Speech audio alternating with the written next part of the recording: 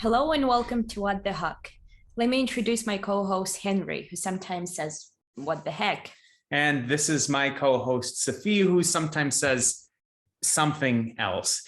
Now, Safie, it's the first episode that we've had for a few weeks now. That's true. Where have we been? What have we been doing? Well, you might notice a new backdrop. So we were moving and then we had a little vacation in St. Petersburg. And before that, I graduated. So yeah, things have been busy. Busy times, yeah. Absolutely. But a very nice new apartment. We don't have a poster up in the background this time, unfortunately, but viewers on YouTube, do not worry. We should have another poster up next time. But today we've got a great guest and we have a very interesting topic coming up. So one of my friends and comrades who I finally have the opportunity to meet, quote unquote, face to face. We have Sina here from the East is a Podcast. Hello, can you introduce yourself to the listeners who are unaware of you? Hello, hi guys. Thanks for inviting me on your show. It's gonna be a lot of fun. I know we have been threatening a collaboration for a long time. I'm glad it's partially happening. We have to get the whole band together to do a real one, like all of us together. But I'm definitely looking forward to talking about translation today. Oh, we haven't even announced the topic of the show, have I? Did I just announce the topic? Oh, you're spoiling it just a little bit. It's okay. It's okay. Yeah. So I'm very excited. I've been doing a whole 12 hours of research. Yeah, it's great. So who are you? Why are you here? Oh my God, who am I? What am I? I'm Sina. I run the East is a Podcast. I don't know. I guess I should talk about what my background is. I have a little bit of training in literary translation. I translated as part of my PhD dissertation in comparative literature.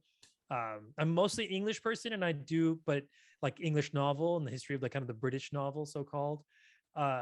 But I also had a kind of secondary interest in German and French, and specifically sort of literary translation. Like my German's okay, my French speaking is really, really poor.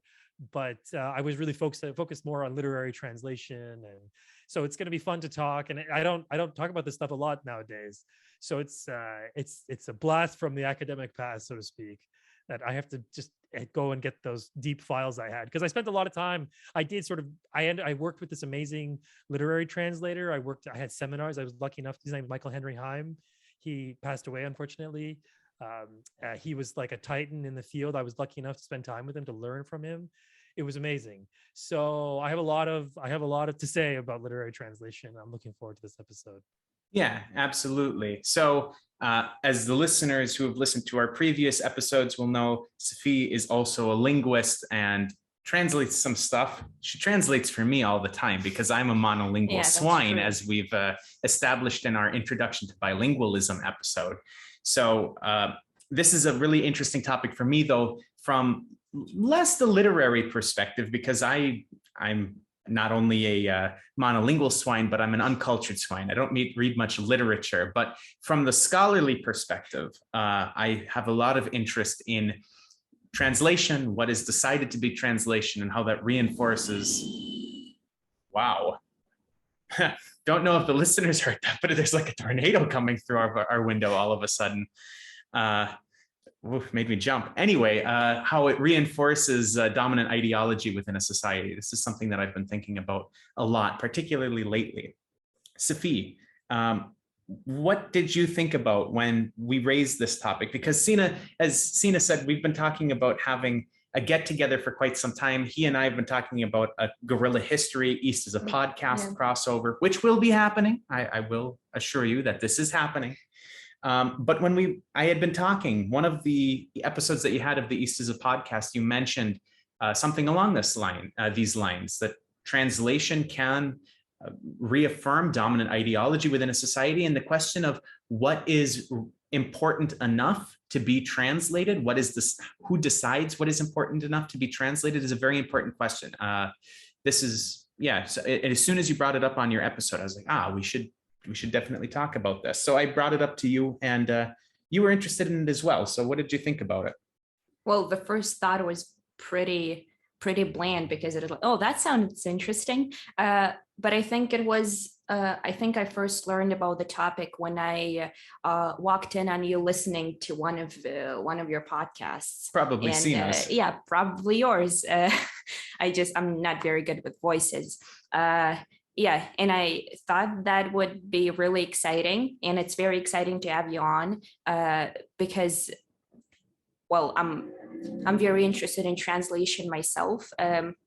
Different types of translation. I did a bit of it as part of my degree. Yeah, it made me suffer a lot. So yeah, I would really love to know how the process is usually, how you usually experience the process, because yeah, the happy times did not outweigh the sad times for me. So yeah, and the topic itself, I'm gonna say that it sounded new because I'd never thought about it before, like from that perspective. So Sina, let's toss it over to you then. I brought this topic up to you. Obviously, you had been thinking about it before because it was you that kind of raised the idea for me, but I've got to close that window after I ask this question. I like it. It's like a ghost. It's like a specter haunting this interview. No, it really is. It's like the fourth guest of this episode. It's absolutely whistling through the window. Anyway, so what I'm curious about is, how long have you been thinking about this? How long have you been thinking about the question of what is translated? Who decides what is translated? I'm just curious, like, has this been something that was ingrained in your mind early on? Is it something that came in your academic training, or is it something that you've only been thinking about recently? Well, I think in general, like, I think the story of kind of my, Bildung, to lack of a better term, like that, the kind of transformation of myself as a graduate student into like a whatever, into whatever I am now, like that is that's it's a kind of story of my life in terms of the growth of my sort of political consciousness. Sorry, that's a kind of like vague way of putting it, but in the sense that, like, for a long time I just kind of went with the flow. I did whatever, what that people do. I did a PhD. I was doing a PhD, and I kind of considered myself political, and I very much was, in a sense, but the range of my politics was pretty limited to like the institutional things of like the academy, because that's the only life I ever knew, right? Like I was born, I started going to school, and then I stayed in school till I was in my mid 30s. Like that's basically my whole life has been Bildung. So I guess in some ways, like I was a product of these institutions. And even though there were lots of people working in, there's lots of people who now that I look back could have been like great, resources for me that I never really tapped. Like those people working in academia too. But in terms of my own growth, I was very, I guess I would say, conservative in my, strategic, God, what am I trying to say? In the sense that, like, I crafted myself as a scholar, as like a scholarly professional academic, in a very straightforward way, right? I did English novel, which is a huge field in terms of the critical resources at your hands. You have all kinds of books, all kinds of institutionalized knowledge.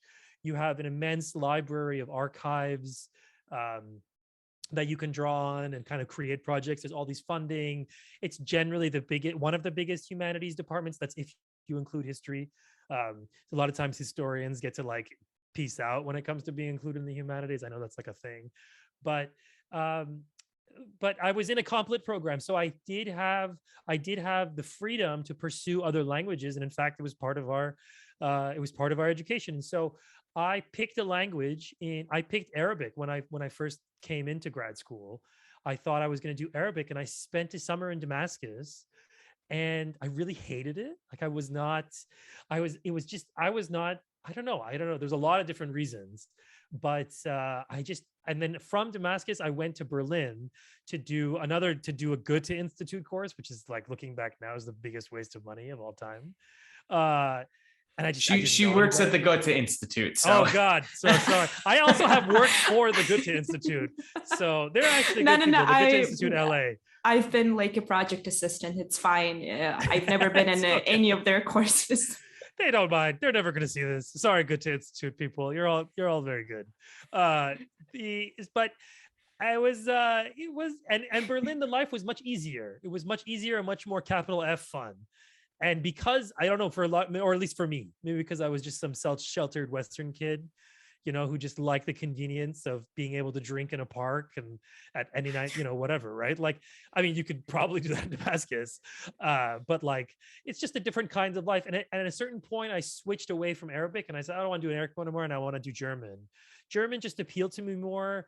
And it was really that kind of like hedonist decision, in the sense that like, I let my senses, it guide my professional developments, because looking back, I should have stayed with Arabic. I should have returned to Persian. I should have done those things. It would have been, I don't know if I would have gotten a job in the academy, but anyways, but it didn't matter. As that, looking back now, I kicking myself. I guess I could have done it all, but you can't really, because in the end, I did have to go and immerse myself in German. And that's the way I learned. I lived in Berlin for a year. Like a year after the first time I went back and got a place in Berlin and kind of did that. And I had an easy life. I had an easy institutional life. And I also had an easy institutional life when I returned to the US to finish my PhD. But by then I was like a full-blown kind of literary translation guy. And that's when I took courses. I was lucky enough to take courses with Michael Henry Heim, whom everybody should look up. And I started, but I never liked actually German literature or like foreign literature. I only liked theory, philosophy, criticism. And to this day, I barely read any fiction, basically zero. Like it's all, nonfiction, which is the opposite of fiction, I guess. But in the sense that like, I read scholarly stuff for the show, stuff like articles, tweets, whatever, like tweet threads, like analysis, this or that. So that, that kind of part of my life had gone. But even before, as I was still in my PhD program, I kind of leaned towards criticism and philosophy, theory, that kind of stuff. It appealed to me more. So I started translating that stuff. I worked on a couple of translations. I was uncredited, which is for the better.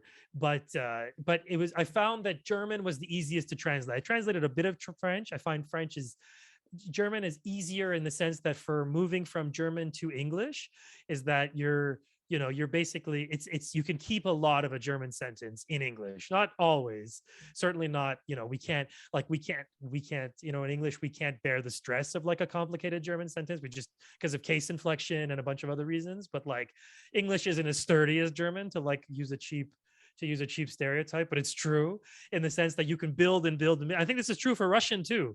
So you can build. I think it's true for case inflected languages, where they shows that you can build more and do more. You can have, whereas in English, you're like, what? He kicked the ball to the, like you can only go so far and you lose the object from the subject.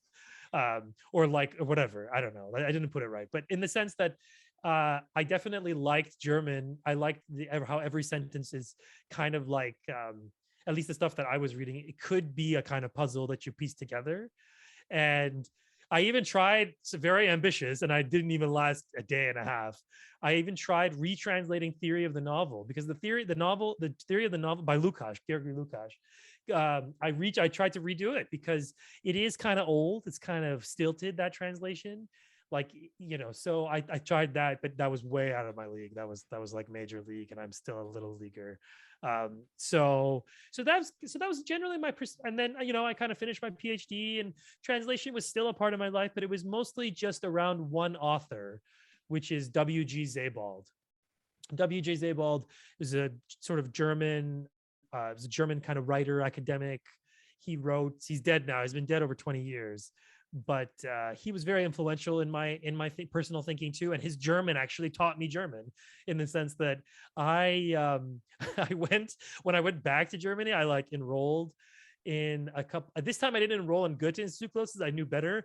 I did the Volkshochschule, which is like the local community, like basically like public, like external education, like what the school board in here in Toronto runs, a kind of like adult education for anyone. And this was actually like German for newcomers. So it was very easy. It was a little too easy. And I gave up actually after like 3 months of it, or 4 months, because it was too slow. And I just read Sebald all day. It's going to sound crazy, but I just read Sebald in the German. And then I had the English, which is a very good translation by Anthea Bell. She just died, actually. She died a couple of years ago, I think. But it was an amazing translation where she and Isabel was involved with it supposedly. She could move, you could see her move sentences and they were perfect, like it was Tetris with like, you know, when you get 4 lines in a row, like it was every time she like nailed it. I don't know how they do it, it's like magic. So when you have that good of a translation, you can actually teach yourself German if you know the basics. And I was coming from Arabic, 2 years of intensive Arabic, where a lot of it was, some of it was Quranic actually. So it kept a lot of these archaic forms and case inflection were there. So kind of my brain was ready for German in a weird way. It was kind of prepared, and I really got into it, and I was good for a while. Like I was pretty fluent, and I tried to do an episode in German like 2 years ago. It was like a Blutbade, like a bloodbath. It was a disaster. My German is so bad now. I sound like a gimp. I don't know. I shouldn't use the word gimp. Is that a slur? I hope not. Probably, but we'll forgive you this time. But I sound very dumb, and I'm very self-conscious about it, and I miss German. But to round out that answer, you know, this was my Germanophilia was a Europhilia, kind of was like a symptom of that. That like I was deeply mired in Europe, and at a certain point in my life, I just turned away from the East. And I just was like, Europe, baby, that's the future, you know. And that was my life, you know, like, so European authors, European places, traveling around Europe. Like I traveled like a good chunk of at least so-called Western Europe, like a good chunk of it, all by train, all over the course of, you know, a few years. Like I did a lot of European studies, you know, that helped me obviously in my research and in my thinking and my growth as an academic, because that's also what other scholars do. Europe is like, Europhilia is like the center of like a lot of it, is especially in the humanities. Like Europe is a dominating force. Eurocentrism is famously written. Yeah. So like it's funny, I was calling it Europhilia because to make it sound better, but it is it makes it sound creepier, to be honest with you. Yeah, true. Because and I know tons of people who still have it. Like a lot of people here have it with like, you know, you kind of pick it up. I don't know, it's weird. So that was all vestiges of that. And I think that just kind of leaving the academy, I think was a place for me. But also, you know, a lot of things happened around the time that I kind of stopped applying for jobs. It was like 2016, 2017 or something. Like a lot of stuff was happening. And I just was like, I don't want a job doing this. Like, I don't, and I was quite frankly, I didn't want any job. So then it was at that time that I started kind of, I would say like expanding my interests and kind of looking beyond, you know, the traditional sources I had read, you know, like, I mean, I said this a lot on my show, but I like for 10 years, 10, 15 years, maybe even 20, I would wake up and look at the New York Times and like a few, you know, pages of the Washington Post. And I would consider myself like a deeply well, you know, like, you know, informed subject of the, you know, public sphere. Like, that's how I thought, like a total normie brain. And that's breaking out of that mode. Obviously my show helped me do that, just in the sense of like, it would be an immensely boring show if I was still Eurocentric doing my show. It would be immensely boring and no one would listen to it. So just from a market perspective, it wouldn't work.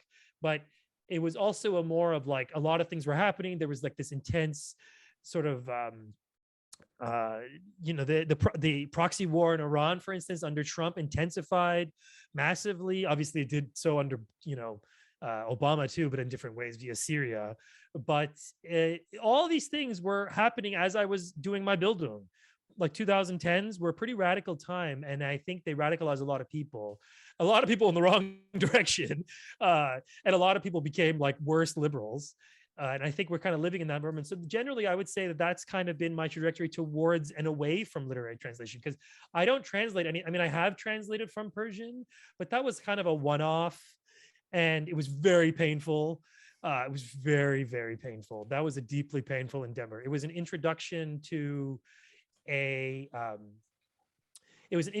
Bleak House by a Iranian translator of Charles Dickens. And he was an interesting character, very interesting character, Ibrahim Younisi. He was a Kurd, and he had one leg from a military accident. He was like shot in like military training. He was a communist. He was thrown in jail, and he learned English in prison by correspondence. And he was an amazing character. I mean, I should totally do a show on him. I need to. but I translated one of his translator's preface, well, a translator's preface he wrote. And that was my kind of first venture into doing anything to do with West Asia and stuff in terms of literary translation, my first and only so far, because that took like a year. Like I literally would do one sentence in like an hour. And I would be like, what? Because Iranian sentences are also very wild and they could just keep going. Like it's like a meandering path. So all these things that I was like very unexperienced, very sort of like choppy translator, but I wasn't that, my Persian wasn't very good either. But when you learn to translate, it's a different muscle. It's not a measure of how much you know the source language. It's how much you know the target language, really. And it's kind of my belief. Anyways, that was a big, long blah, blah, blah. That's kind of how I got into it. But I miss translation. I'll be honest, I miss it. It's painful, and unless somebody pays me to do it, I can't do it. And I miss it. But I really do miss the work. I miss looking at two texts at once. I miss having I would have two monitors. Of course, I always have two monitors, but I would have two big old monitors, and I would just like kind of go between them, and I felt like a character from the Matrix. It was I am nostalgically looking back on grad school too, I guess. But yeah, that's kind of my general vibe for how I approach things. Yeah, thank you so much for this introduction. I'll just say that I would have loved to use two monitors, but I was a bit more low key, and I would just go split view on my Mac. But yeah, it's a very interesting kind of pleasure. Like it's both painful, but then you see what you've done, and yeah, it's great. It's great. Well, anyway, what are some of the criteria of what gets translated and what doesn't? Because you said as you were starting out at grad school, you were doing English novel, right? And then you had all possible resources that you could find. But let's imagine, you would have liked to do some other degree, and then you wouldn't have had the resources. Like, what are the criteria? Well, I mean, I think the first thing, I guess, I'm not a publishing guy, and I know this sort of anecdotally as a kind of end user of the translation industry, so to speak. But, translation is expensive. It's labor intensive and it's expensive. That's the root of this. That's the basic premise of what we should go forward. That's a human activity. It can't be replicated by machines as much as they try. Not literary translation. I was talking about literary translation, like this subtle use of metaphors, all these things that literary translations kind of entails. Are things that machine translation can't do. Like it's just you can't weave like a beautiful silk rug like by machine. I mean, maybe you can. What do I know about silk rugs? But you just shouldn't. And the human hand is deeply necessary, which is expensive, which you need to fund. And of course, we don't live in a world. We don't live in a world that values that work, that values humanities, that values the human sciences, Geisteswissenschaft, whatever you want to call it. Like we just straight up don't. It's not something that any state does. I mean, I guess Europe is probably the best place to go in terms of like work as a translation. They do take translation seriously, partly because of the EU, the nature of the EU as an institution, as what it supposedly aspires to be. Same thing with like the UN and stuff. I mean, but in terms of actual like making a living as a translator, it's basically impossible. You probably do have a second job. You're probably a professor, and that's why a lot of people who are area studies professors, so like professor of Scandinavian literature or professor of East Asian literature, that's why it falls to them to be literary translators and to translate the hot new novel, because we live in a commodified world where people have to live on wage labor, and people aren't just going to do it for free. Like it's not that we have this romantic idea. I mean, a lot of translators do it for free. It is the kind of love thing, because even when you get paid, you don't get paid that much. It's not a lucrative profession at all. And yeah, like that's just it. I mean, that's the basis of this problem. So, and because the publishing industry lives in the same commodified world we do, that certain texts get translated above other texts. And what that means, I mean, that's true at a linguistic level, a kind of supranational linguistic level, whereby certain parts of the world are more translated the European languages, for instance, are way more translated, overrepresented. That has partly to do with the fact that there is a lot of funding, or at least more funding in Europe, sort of capital E Europe. That kind of has to do with it, but it's also, again, Europhilia and the general provincialness of Anglophone world, right? Like the world comes to us in English. Like people just bend over backwards. Like you have, I remember, I remember in Germany there was those terrible Wall Street Institute. Is that what it's called? It's called Wall Street Institute, I think. I think so. God, could you name anything worse? Like just like call it Genocide Institute, or like, Exploitation Institute. Why not? Like Wall Street Institute. But and people would make fun of the way Germans would speak in English in their ads. So people would say, I shame myself for my English, which is like the direct translation of ich schäme mich auf mein whatever. And so like it's a reflexive verb. So like they would just be ads like that, because the world has this impression, which true or not, is that English is this immensely necessary language of global commerce, of global culture, of whatever, right? That's partially true, that's partially untrue, and we can sort that out later. But Europeans have what, a Iranian sort of writer, political guy, Jalal al-Ahmad, said West struckness.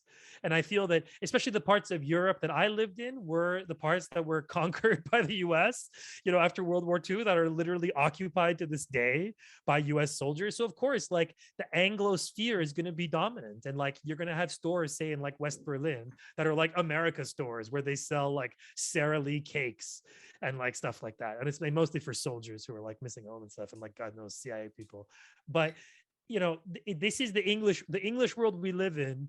It's so bent over backward. Like the world, the global universe we live in, or whatever you want to call it, global village, it does bend over backwards for English and for the Anglophone world and the needs of Anglophone life, right? So people post their videos on, say, like repairing a trailer. Say, I'm beating up on the Germans so much. Let's say in Germany somewhere, this guy's posting a video on YouTube. He speaks in English because more people, if he has an interest in having a bigger, foothold on his YouTube, which is to say, some people just do it, they don't care. But if he's trying to make a living, say, he does it, he would be smart to do it in English, because there's far more English speakers than there are German speakers, right? So like the commodified world we live in doesn't particularly feel like translation is a worthwhile project, because the few novels that are big sensations in their native country will migrate to English somehow. Someone will bring them over, someone will do it, and it will sell well. And in fact, it's good for the author for that to happen, because then a lot of things are translated from English, right? So it enables a lot of new translations that would otherwise not be there, right? Like there's not that many speakers of Romanian, right? Like there's not that many. So if you translate that into English, there's going to be a lot more. And those people who live in Brazil who really dig this novel read it in English. They didn't read it in Romanian, right? And so like these are structural issues that have much bigger things to do with English than publishing and individual translators. Like, added to the fact that like we lived through like a Gutenbergian media revolution, like literally the three of us, like from the time we were like 5 years old to like still ongoing right now. So like media has changed, institutions of publications have changed so radically. And yet like you still have to sit there and tear your hair out to get one page done. Like that hasn't changed, right? Like the slowness of literary translation has not changed. So there's a bunch of things that face translation, the task of literary translation, that are huge obstacles. And that kind of begins to answer your question, I hope. Yeah, let me throw in a couple things here. So we talked about the commodified world in which we live, and the fact that publishing is driven by profit in all of these countries that participate within the commodified capitalist world system that basically everybody in the world is living in at this point. There were examples of where this wasn't really the case, mostly in the past. So, if you look in countries like the US or the UK, what gets translated are books by authors that have widespread renown, a lot of credibility among people that would be considered in the center because it appeals to the widest possible audience. but there's not really translations of, more like radical works. There's not translations of more unknown authors unless there's a very good reason to suspect that it's going to make a profit, because this is what it's all based on in the West. Back during the Soviet Union time, here in Russia, we had Progress publishers. Progress publishers published a lot of works that were not profitable because this was about spreading ideas, right? It was, agitprop basically in the form of books. And there was a lot of books that were published by Progress that are very, very valuable. I have a couple of Progress publishing books here in our apartment. In China, there was the Old Foreign Languages Press, also publishing all kinds of information. R.I.P. Yeah, exactly. I mean, no disrespect to the current Foreign Languages Press, which is run out of France. They do great stuff as well. Like they're a Maoist publisher, and they're doing translations all the time of stuff as much as they can, but they don't have a state backing them. It's like, they get small numbers of orders in. Some people will donate money, and then they basically sell the books at cost because they want to keep that sort of project going. The authors that write the new books for them are doing so without any sort of kickbacks from the publisher. They're just getting like a few author copies and compensation, and that's it, because they believe in the project. The translators of the works aren't getting any compensation besides some authors' copies. I mean, this is a radically different model, which it's still great that they're doing it, but they don't have a state backing them like the Old Foreign Languages Press in China had. And I've got a Foreign Languages Press book right over there in English of it's a very interesting book about an ethnic group in South China that you would never see anything published about outside of like the very strange anthropological research academia realm, published for $140 from some academic press, written in some way that a layperson is never going to understand. This book has, glossy pictures all over it and is written in a very accessible way. Very interesting. Now, this is because these states, China at this time, that their Foreign Languages Press was operating, the Soviet Union during its duration when Progress was running, they weren't looking for profit from their publishing industries. They were looking for, one, educating the populace, and two, agitprop. Like, let's be honest about it. But it's culture war. It's absolutely culture war, like that's it. It's ideological culture war. Like it's not, states still do it today. It's just called Marvel. Yeah, well, there's that. There's that, but also what I was going to bring up next is that this is just a shout out to our friends at the Cadre Journal and our friend Louis Alday, who we were talking about. They recently did an episode together. Actually, very interesting. The topic that they did is almost the same as this topic in terms of translation, in terms of linguistic imperialism. And they put that episode out in between when we contacted you about doing this episode and when we're recording it now. So it's like, I don't know, maybe they heard me shouting out into the void, Sina, come onto the program. Like, we need to talk about, and they're, okay, we'll get in there first. But, shout out, it's a very good episode. If you're enjoying this conversation, you should also check out that episode of the Cadre Journal podcast with Louis Alday. But you talk about culture war, they talked pretty extensively in there, and this is a true point. You can find it very, very easily. The CIA funded publications. It still funds publications, either directly through funding of authors of certain works, through funding of publishing companies, through funding of organizations that these authors work at. There's many levels, sometimes explicitly, sometimes implicitly, sometimes with the author's knowledge, sometimes without the author's knowledge. And in this way, they're able to circumvent the profit motive within the publishing industry in the West, and for more, again, agitprop purposes, but from a different ideological perspective.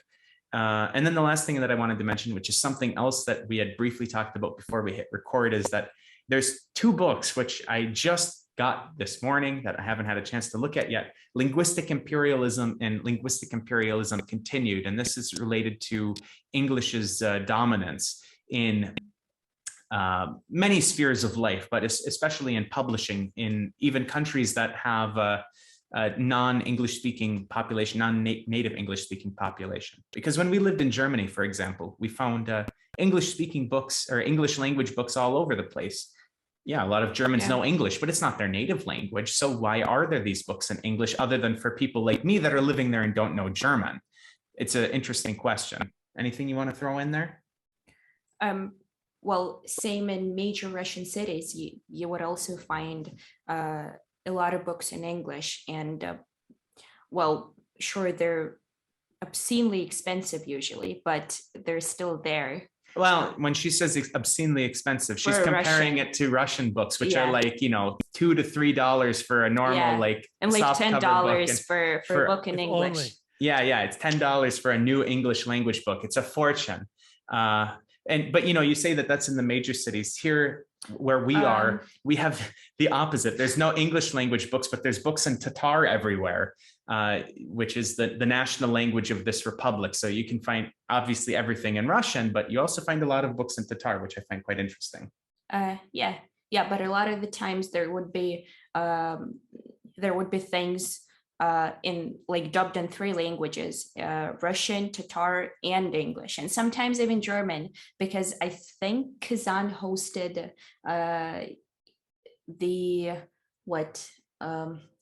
it hosted something, some big international event in 2018. World Cup. They had World Cup here in 2018, and in 2013 they had the Summer Universiade. It was the largest one ever. There was like 45,000 university athletes participating in that, something like that. Yeah. So there's been a few huge events that have come here recently. Yeah, and they sure contributed to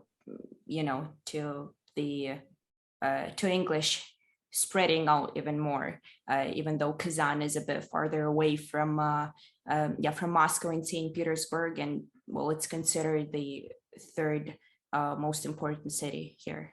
Yeah, I mean, it's a city of 1.2, 1.3 million people, so it's a substantial city, but it's only the 5th biggest city in Russia in terms of population. But like you said, it's called the third capital, or the 3rd city of Russia, because it's a cultural center. There was one more thing that I wanted to throw in.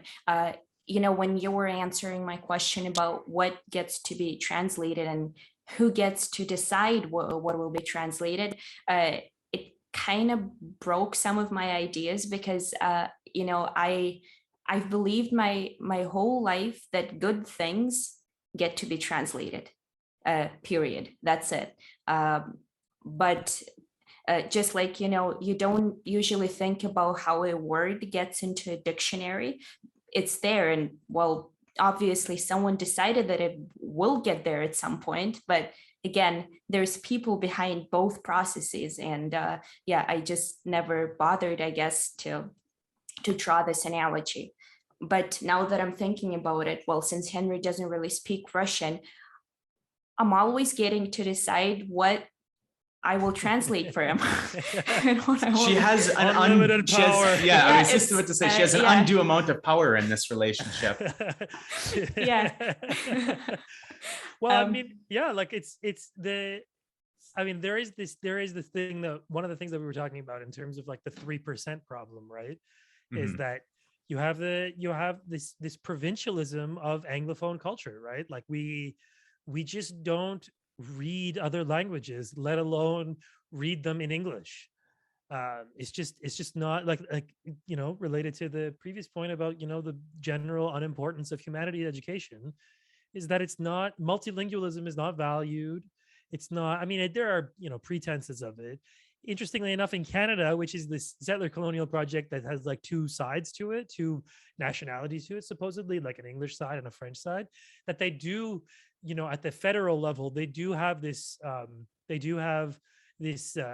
pretense. And it's not a pretense, it's more than a pretense of bilingualism, right? Is that this is 2 or distinct, what was the word? Distinct cultural, whatever, I can't remember. The whole Quebecois thing, God, I should do an episode on that.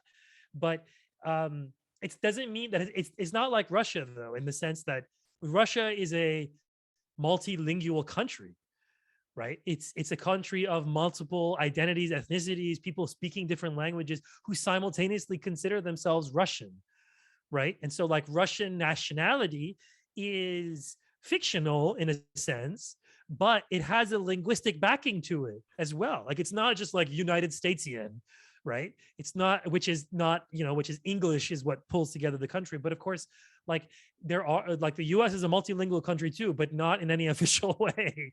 Like it espouses that identity of any kind of like biculturality or triculturality. You would never do that. Instead, it's kind of like regionalisms, like, oh, this is Iowa and this is California and don't mess with Texas. And like that regionalism is in place in lieu of, what countries like Russia have, which is, and Iran as well, which is multi-ethnic, right? Which is like a conglomeration of different identities. Now, how did the Russian nation today, the Russian so-called like the Federation today come into being? That's a big historical question that has all kinds of answers to it, obviously. And it's definitely not in the same way that, say, the US came into being or the country I live in, Canada, came into being. So even our terms of reference for like things like bilingualism, right, or multilingualism mean completely different things in different parts of the world, right? Like if you said to like, oh, I'm like some American who's bilingual, you'd be like, what other language do you talk? Like you wouldn't know. But if you said that to a Canadian, the presumption is I speak French and Canadian, like I speak French, right. French and English, right? And so like that itself is its own kind of like, has its own history and stuff. And so always to go back to translation though, is that the difficulty of penetrating that provincialism, of kind of like blasting through it and like getting people to care about other parts of the world, their existence, their problems, whatever, that isn't part of some nasty astroturf bullshit like dirty war, like in the case of Syria, like in the case of Ukraine, right? That like all this like astroturfed interest, driven by the needs of oil companies and weapons companies to like shore up their sagging profit margins, right? Like that is we have a provincial culture, and it is xenophobic in so many profound ways, and it partially and there's many different causes of that too. So like this is when we talk about like the lack of English translation, it's also like blame the people too. Is that there is like, which came first, the lack of translated books, or was it the lack of interest in those translated books, right? Like it's the kind of like, how do you which chicken and the egg situation of like, what is the cause of, say, American provincialism or like Anglophone provincialism? Because I don't think people in the UK are particularly worldly, quite frankly, in terms of like their interests and like the cultures they consume. Now, to go back to the other point of terms of like that Gutenbergian revolution, media has taken such a radical like new media in the sense of TV, like beyond sort of the world of print, right? Like that has taken up such a huge part of our cultural life now, like way more than ever before. Like screens and sounds like dominate our kind of cultural consumption, right? Either through like the physical TV screen or through your computer or through your headphones or through audio, right? Like digital life, which has come into existence in like 30 years or less, right? That has also remapped our sense of reading, right? Our sense of textual consumption, our definitions of textuality, right? Like that's also warped our thing. And that's even, you would think that there's a place that you can see now movies from other places with much greater ease, right? That you can access, say, like Netflix, which is rapidly becoming like a universal library of text, even if they're shitty, dumb movies, like, or TV shows that cost entirely too much money. Like you can, in a way, like sample the world and like what people say. Now, the things that get published by Netflix are political choices, right? Like the things that Netflix picks up or pays for or produces, whatever, like those are themselves political decisions that are dominated by historical forces that we can sort of take apart, right? Like those aren't neutral, right? And so that's the goodness of a text. I would divorce that with its translatability.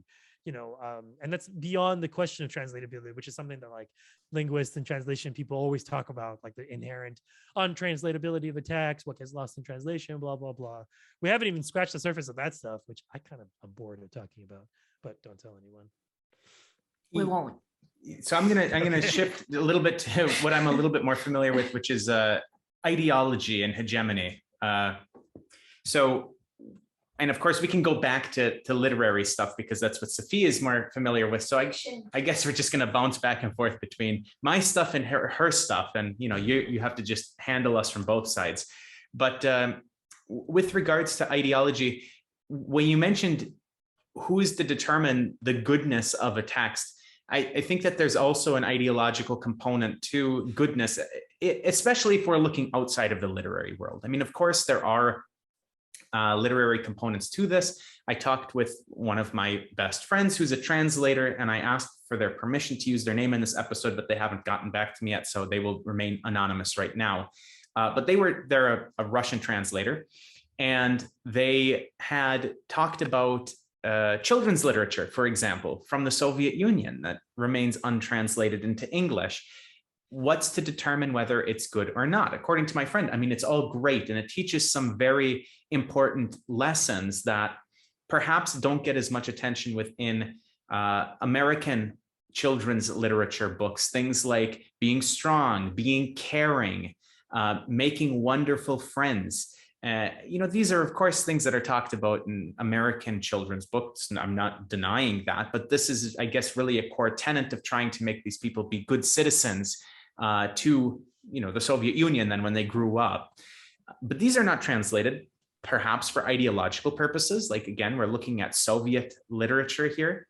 And it particularly comes into play when we're talking about more scholarly literature or works that are done by people that are not very convenient for the hegemonic countries that are part of the hegemonic language. So English-speaking countries particularly. So, we have people that are speaking languages other than English that are doing very interesting work, either on a scholarly level or there's collections of their speeches or essays that are collected in their native language that are not being translated into English because, ideology. So we have people that have been translated into English, at least some of their stuff, like Monte Melkonian, who's was an American Armenian communist who died relatively early. Now, in this case, perhaps you can argue, well, there's probably not too many Armenian English translators, and especially there's not much funding for translation from Armenian into English. But there's also a lot of examples of things in Spanish, for example, that were written by people that, ideologically speaking, would not have fit well within the dominant ideology of these English-speaking countries, particularly. So, of course, there's Mariátegui, who has been translated some, but most of the translations are quite old. And from what I've heard, I know a little bit of Spanish, but not very well. The translations aren't very good. I got a list, actually, I had put on Twitter some months ago for an unrelated reason, and not related to this episode. I was looking for some works of communists or anti-imperialists from the global south that hadn't been translated into English yet. And I got some very interesting responses. So Mariátegui, of course, is one of the top ones.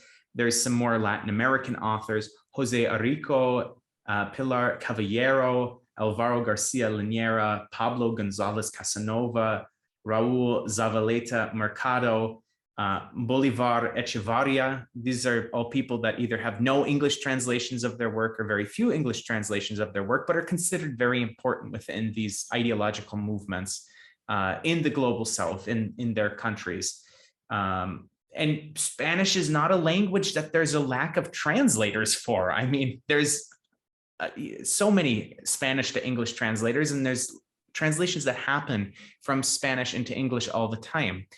Now, why is it? And I have a lot of other examples from other languages as well, but the question is, why is it, other than ideology and funding being made available for certain ideological tendencies, but not others, that these people that are widely regarded as being very important thinkers, very important works, why are they not translated into English other than for ideological reasons? And how do we combat that? Because, of course, we want to learn these lessons when they're available, but for the masses of people in the global north, we have to have it in English. Yeah, I mean, the answer, I think it's simple. I mean, it's just money. Forget the cost of translating something. You have to then publish it. Right. So, like, it's hard enough to publish a book today and make any kind of money. And so if you're a publisher, if you're some, cutthroat publisher, or even just like even a kind one, you have to exist. You have to put food on your table. You have to, pay your employees. Like, you have to, it better be Stieg Larsson or whatever. Like, it better be some huge thing that will sell, because, like, all that labor, all that money, is not free, obviously. Like that's just it, right? Like there is a material lack of resources available for translating all important things. Now, here's the thing: the world is filled with like hundreds of millions, billions of books, like different books by authors, billions probably, like in all the languages, probably more. I don't have no idea. I'm just throwing numbers out there, but probably like there is an infinite amount of, it's like grains of sand on a beach. Like there is infinite number of text to translate. And if we lived in a world where like we didn't have, the weapons companies, and if, and if we lived in a normal place that valued learning, like in a normal world governed by normal people who weren't sociopathic, war addicted freaks, there would be resources. There would be way more schools. There would be like humanities programs would be massive, because you wouldn't be like, because then you would just say, all right, I'm just going to become a professional translator from now on, because there's this like unlimited fund of money that I can just live on, and I can turn myself into this translator. And then, then you have all this, you have all these resources to draw these people. But of course, like that's not the world we live in. That's a fictional world made up of where the streets are made of chocolate, might as well. Like that doesn't exist. And so in the meantime, the commodity is what reigns. And the commodity of a book has to sell. I mean, Verso chooses to publish what it chooses to publish because it will sell. Things sell. They don't do it for, holistic reasons. They don't do it for capital D diversity reasons. I mean, maybe there are those considerations, but come on, man. Like, who are you fooling? Like, you can't expect them to live differently. They live in a capitalist market too. Now, although I will cut you off there for one quick second. Since you've mentioned Verso when publishing what will sell, there is, and this is something that one of my most popular tweets on Twitter, obviously, one of my most popular tweets of all time was a couple years ago at this point, I guess, asking the editors at Verso what the plans exactly. Yeah. What was the plans with the Lacerdo Stalin book? Because to my understanding at that point is that they still had the rights to his entire untranslated works at that point. Yeah. And so basically my question, and it was a very mild question. My question was simply, do you still have the rights for this book? And if so, are there plans to publish the Stalin book, the Stalin Critique of a Black Legend? And the response I got, and this is why it went kind of viral, the response was incredibly hostile, dismissive. No, I mean, we're talking about Sebastian. It was dear old Sebastian who responded, wasn't it? It was, yes, it was Sebastian Budgen, our friend. And by friend, I don't mean friend, but yes, it was a very hostile, aggressive, dismissive, and again, very mild email that I sent in, and the response. I can attest to that. It was a very mild email. I mean, it was like just genuinely asking, like, do you have the rights for this book? And is it going to come? Is it going to come out? What are the plans? And yeah, I was like attacked. And then I posted the photo of it on Twitter, which I would not have done if he would have answered mildly, like, yeah, we don't have plans to publish it. Okay, whatever, fair enough. I asked the question, I got the answer. There's nothing wrong with that. It's you're one of the managing editors. It's your decision if you want to publish it. But it was the aggressiveness and the hostility that I was like, okay, this is not okay. Let me put this on Twitter just so that people can see that this is how he interacts with people that are asking very mild questions. And immediately, like 20 minutes later, I got another email back from him. How dare you put this on Twitter? Like, what are you trying to slander my name? I was like, I don't have to slander your name. I asked the question, like, do you have the rights? And I get like, this work has no merit. And you're a fool for thinking that we would ever publish something with absolutely no academic merit to it, whatever. Never mind that the other Lacerdo books that they've published are among their better sellers. In terms of like actual theoretical texts, because they publish a lot of other stuff that's much more mainstream than political theory, but that's neither here nor there. The point is that yeah, he was very affronted that I would dare put that email into the public. And I was like, you know what, you acted like a kid, suck it up, you can take a little bit of criticism. Yeah. Anyway, sorry for that interjection. I just brought it up because I know that's I brought it up also because I'm involved with the editing of a new translation of that book. So that nobody in the public knows it yet. This is the announcement. I knew there was a new book coming, I think. Did I? Well, it's the Stalin book, a new translation of the Stalin book. Yeah. So I think because there's the available like independently translated version of the book. And this is just another independently translated version of the book that I will be writing if I ever finish it, because it's taking a lot longer than I thought it would.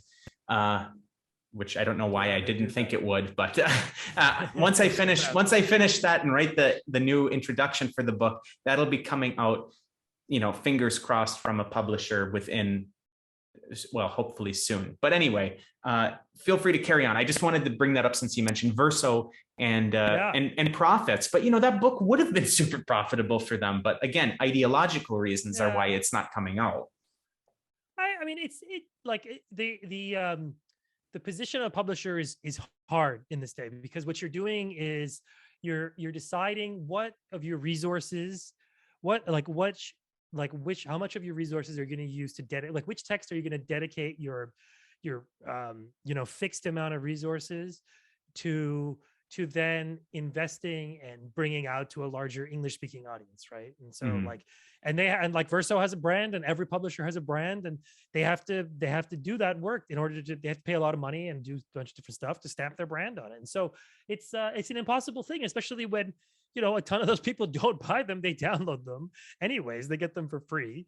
And that itself is its own transformation that has been since 2010s, not even that, they now had to as if it wasn't hard enough in the 2000s to make money selling books, that then you had this added thing of the advent of both high-speed internet becoming extremely common and widespread, and also the simplification of PDF, and the rise of a group of people who just scan books digitally or just swipe them off servers before they're even published. The book publishing industry was not ready for that. They were not ready for what the 2010s had in store for them. Right.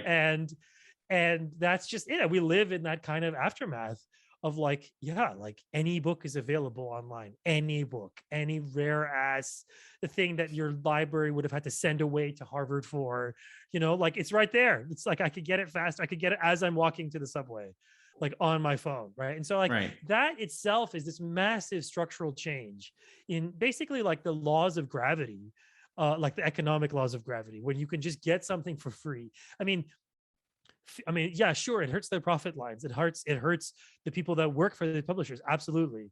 But now those texts are opened up to literally billions of people that they wouldn't have been before.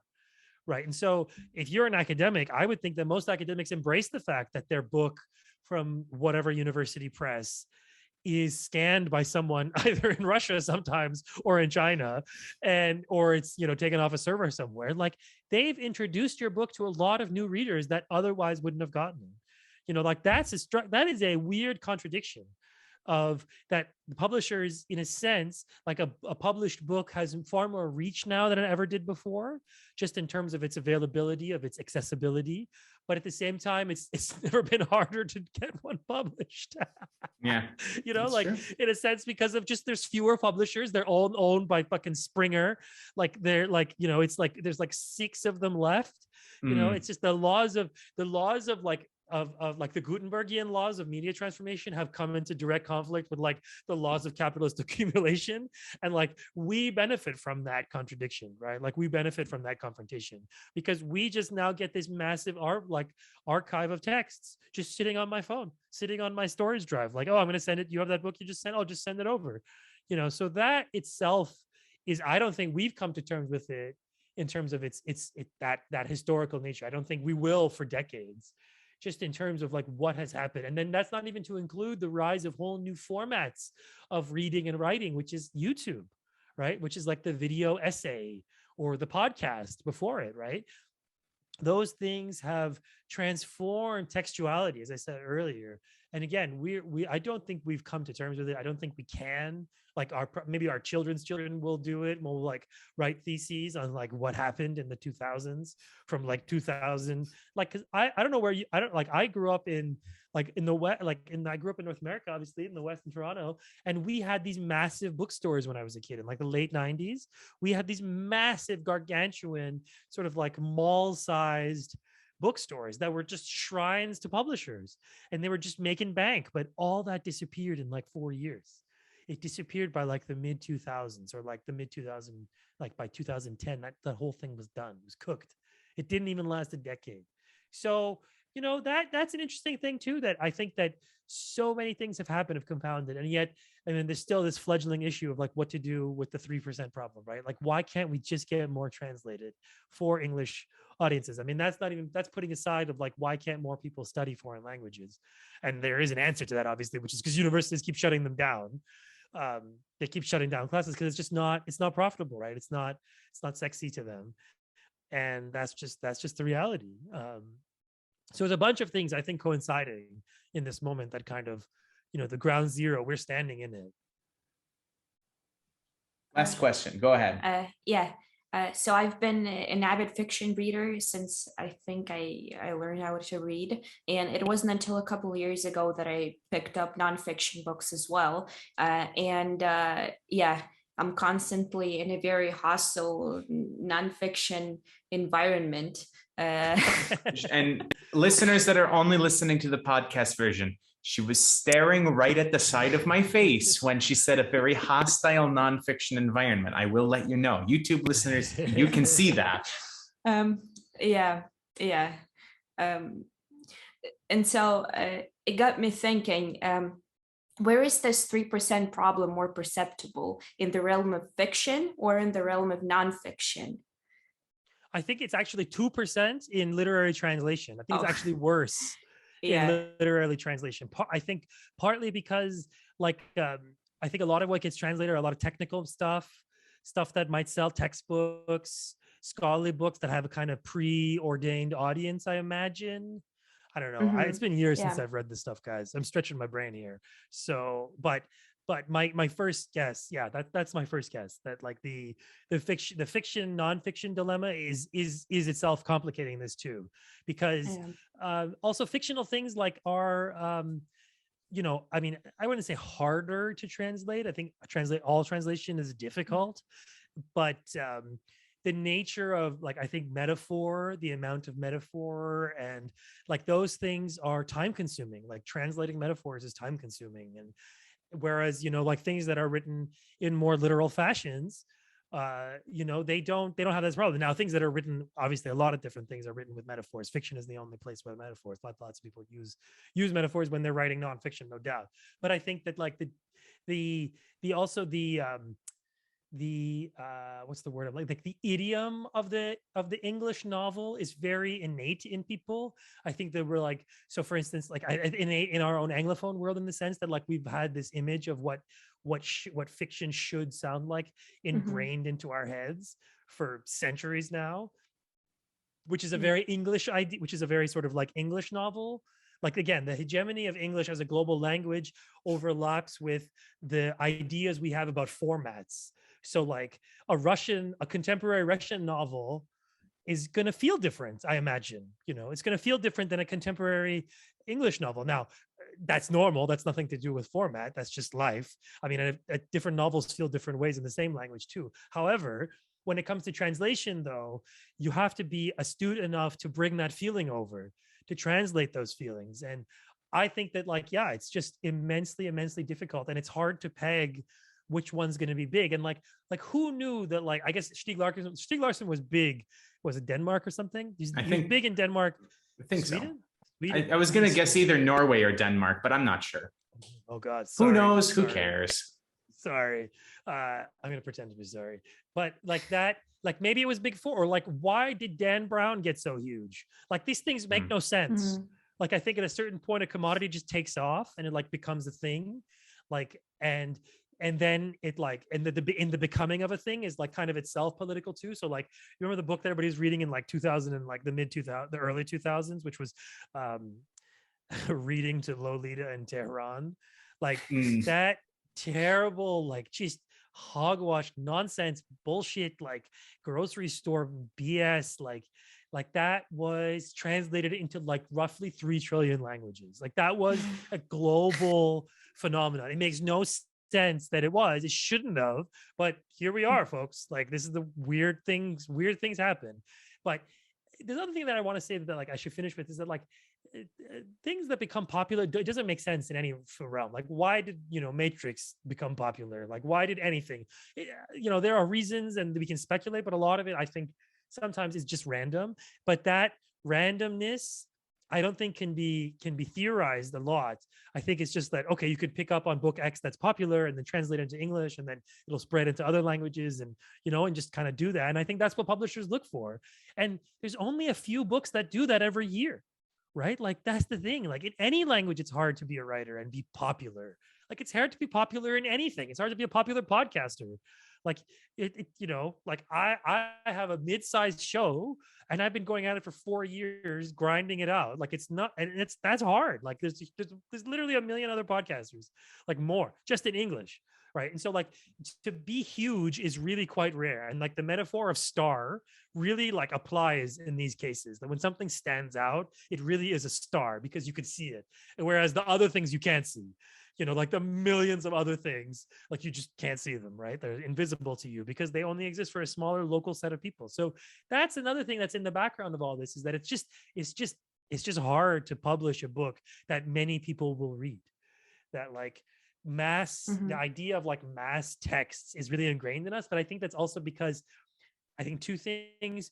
One is we're children of several mass cultures and then the internet. But the other thing is that the investment that say universities and like the institutions of like literary criticism have in making canons, right? Those are economic beliefs too, because then the publishers republish them, and then those publishers need hire academics to do the intros, and like it's a system that feeds itself, right? So like there are institutional kind of thought and like material realities that keeping up a canon. And when you have a canon, it means that the resources go into the canon mostly. And it's the same, 200-300 people who get taught. And this is an old debate. It doesn't really need to be rehashed it, but like canons still exist and they still make immense amount of money. Like publishing Jane Austen makes people money. Republishing these Oxford world classics, like the institution of these like kind of paratext, these texts that are kind of filled with these like famous books that are decorated with or like added to or like accoutrement of all these scholarly things, index. Like this is like an advance of the technology of publishing showing itself that like, oh, this is so serious that we had to publish this 30-page, like 20,000 word deep reading of Charles Dickens's Bleak House alongside Charles Dickens's Bleak House. Like it would be unthinkable to do that for a certain class of publisher. Right. And that would sell. All the libraries would buy them. All of the uber nerds of that fan base would buy them. And there are still enough nerds and like Dickens nerds who would buy that stuff. And it did. And that's their thinking. I think I think it's just like, it's straight up kind of like, it's just how it goes, that there's a market for this stuff and the rules of the market apply. And I think that, and this is the note that I'll end on, is that I think that leads to the fact that people need to intentionally reach outside of their own bubble, their own realm. So like Dickens fans, yeah, Dickens is great. You've got to read something other than Dickens sometimes. Harry Potter nerds, please read another book. But like, it also extends to, yeah, I know, I see you laughing, the type. But, for example, anti-imperialists, communists, many people in this field read the same exact people and never reach outside of that select group of people. There's nothing wrong with reading, Marx or reading Lenin, but you've got to reach outside of that. There is so many anti-imperial scholars from the global South that have only been begun to be explored in the global North. These people are like everyday names in their home countries as well as other places in the global South. But like, how many of those actually make some sort of impact in the global North? Like, sure, Frantz Fanon, sure. A lot of people in the communist left know who Frantz Fanon is. A lot of people have read Wretched of the Earth. Maybe they know Black Skin, White Mask. Like, with Homi Bhabha's introduction too. Right. So like, but how many of these other scholars or activists or revolutionaries that have truly transformative works that have played very important roles in the struggle in the global South have been read by people in the global North, even within that ideological tendency? Unless you reach out and intentionally do that to round your knowledge, one, it's going to serve you poorly, but also it makes there be less of an incentive for people that are doing publishing to take a chance on publishing something from some scholar or some revolutionary that was from the global South writing in a language other than English. Like, why would they take that risk unless people are intentionally going out and saying, hey, this person was a very important revolutionary, I need to read them? unless people are going out and reading something other than Harry Potter, if they're not looking for, the next big thing in Iranian literature, for example, a lot of these texts that are written only in Persian, they're never going to be written in English then. So the people that are even looking for that sort of thing are never going to have availability of it. If you're interested in learning about what Persian literature is like, you got to stop reading Harry Potter. Go and find the available Persian literature, start talking about it, having these conversations, and perhaps that will incentivize some of these publishers to say, hey, Persian literature, it's kind of becoming a little bit of a thing. Let's try translating one or two more things and see what happens with those.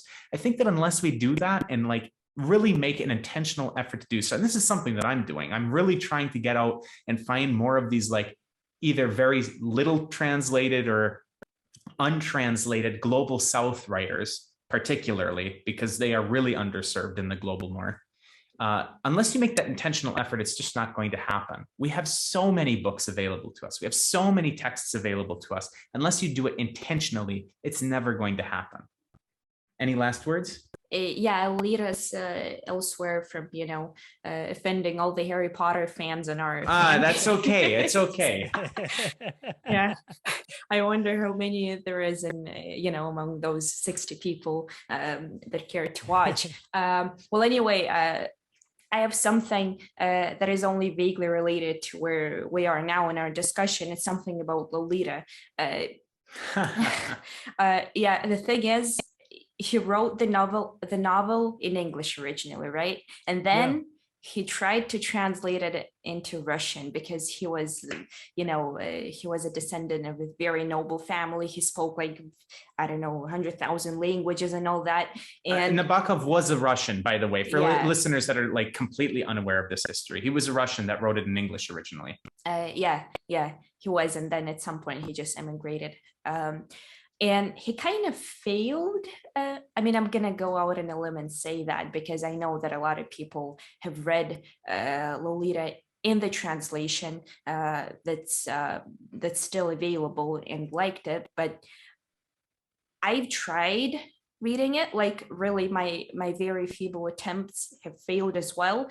It was just bad. And it was so funny, because he was Russian and then he failed to translate his own book into his native language because my favorite literary critic said once that it's an American book, it carries the American culture with it, and then there's no way you can translate it into Russian without breaking everything, breaking the narrative by explaining everything and the footnotes and so I just thought that was hilarious. So now you can continue. Sorry. No, that's I think how we're going to wrap it up. So that is a very good note. Sina, if you have any very brief words and then tell the listeners how they can find you if there happens to be anybody listening or watching this that doesn't already follow you.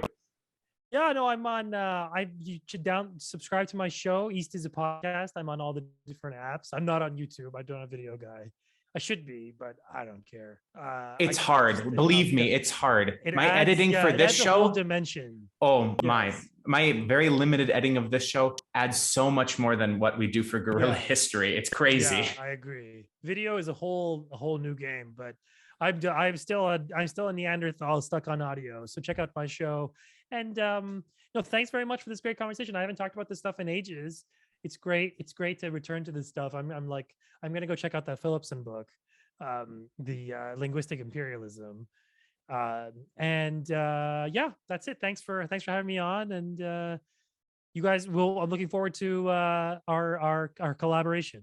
Our next collaboration. Absolutely. We'll be bringing you on Guerrilla History. We'll having East is a podcast, Guerrilla History collab sometime very soon. I promise you that. We've been working on it for a year, but it'll happen very soon now that everything is kind of falling into place for that. And let's think if we enjoy the linguistic imperialism book, because I also will be reading that very soon. Maybe we can have a follow-up conversation. Maybe we can even bring Louis into it because I know that he was gushing over the book when I heard him speak about it on the Cadre Journals podcast. So maybe that'll be an interesting follow-up to this conversation, is talking about that work. Something to think about. Yeah, love to. Would love to. All right. So on that note, this has been another episode of What the heck? All right, listeners, we'll see you again very soon.